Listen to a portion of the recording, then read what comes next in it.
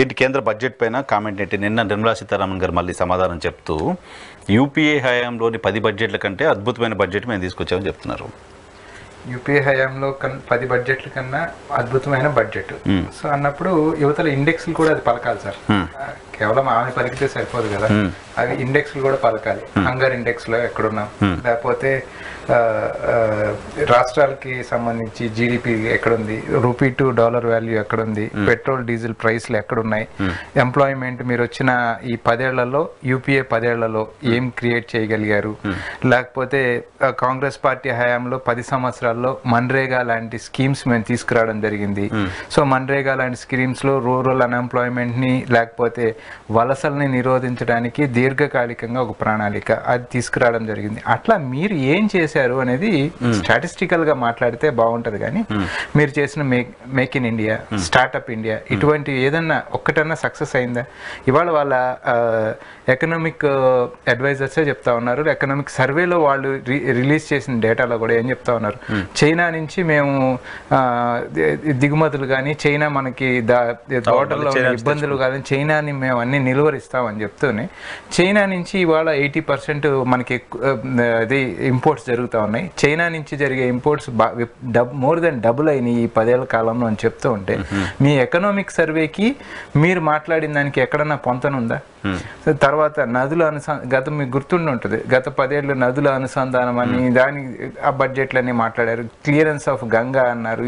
అన్ని అంటే గత 10 ఏళ్లలో మీరు బడ్జెట్లో ప్రస్తావించిన అంశాలు వాటిల్ని ఇప్పుడు 11వ సంవత్సరం మళ్ళీ కొత్తగా ఎన్డీఏ గవర్నమెంట్ ఇప్పటికి ఏం తీర్చారు అని చెప్పి ఆ తర్వాత ఇదిగో చేయబోతున్నాం అంటే ఎవరమన్నా నమ్ముతారు? ఇవన్నీ ఓకే, బట్ థర్డ్ ఎకానమీగా వరల్డ్ లో థర్డ్ ఎకానమీగా ఇండియాని తీసుకెళ్ళబోతున్నాం అని చెప్తారు. ఇవన్నీ ఏం లేకుండానే సూచీలే చెప్పకుండానే థర్డ్ వరల్డ్ లార్జెస్ట్ ఎకానమీ అవుతుందా India? Sir world largest economy అంటానికి కూడా ఇప్పుడు నిర్మలా సీతారామన్ గారు XYZ మాట్లాడేదానికన్నా ఇవి మనం ఎకనమిస్ట్ల భాషలో కానీ వింటే రఘురామ్ రాజన్ గారు, అభిజిత్ బెనర్జీయో లేకపోతే అమాత్య సేనో ఇలాంటి వాళ్ళు మాట్లాడినప్పుడు దానికి ఒక శాంటిటీ ఉంటుంది. ఎందుకంటే నోబెల్ ప్రైజ్ విన్నర్స్ వాళ్ళంతా ఏం చెప్తా ఉన్నారంటే జనాభా పెరుగుదల వల్ల ఎకానమీ పెరుగుతూ ఉంది, జనాభా 145 కోట్లు దాదాపు ఇవాళ మనం చైనాని దాటిన పరిస్థితి కాబట్టి లార్జర్ ఎకానమీగా కనపడుతున్నాం.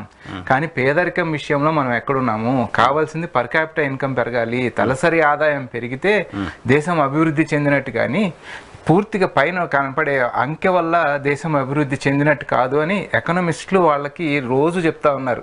తలసరి ఆదాయం పెంచండి, దానికి కావాల్సింది ఏంటంటే నిరుద్యోగ నిర్మూలన జరగాలి, దేశంలో నిరుద్యోగం విపరీతంగా పెరిగిపోయింది అని.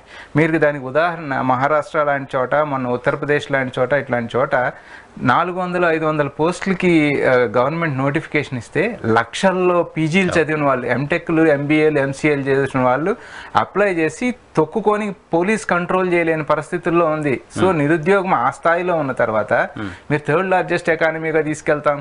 దాని అన్నిటికీ మళ్ళీ చిదంబరం గారు కూడా లెక్కలు చెప్పడం జరిగింది. సో ఏం చెప్పారంటే గ్రోత్ ఆఫ్ ఎకానమీ ఒక 8%తో 6% గ్రోత్తో పెరుగుతూ ఉందనుకో, 12 సంవత్సరాలకు ఆటోమేటిక్గా అదే డబుల్ అవుతుంది. మీరు చేసింది ఏమీ లేదు దాంట్లో.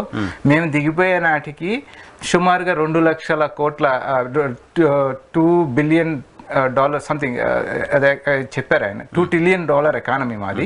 $2 ట్రిలియన్ ఎకానమీ 10 సంవత్సరాల కాలము 6% గ్రోత్ రేట్ వేసుకుంటే ఆల్మోస్ట్ అది $4 to $5 ట్రిలియన్ ఎకానమీగా పెరిగేది. దాని మీరు మీ యొక్క గొప్పతనం ఏం లేదు, ఆటో మోడ్లో వస్తుంది తప్ప దానికి మీరు చేసిన గొప్పతనం ఏమి లేదు అనేది స్పష్టంగా చెప్పడం జరిగింది. సో ఊరికే ప్రచారం చేసుకున్న వల్ల వచ్చేది లేదు కదా.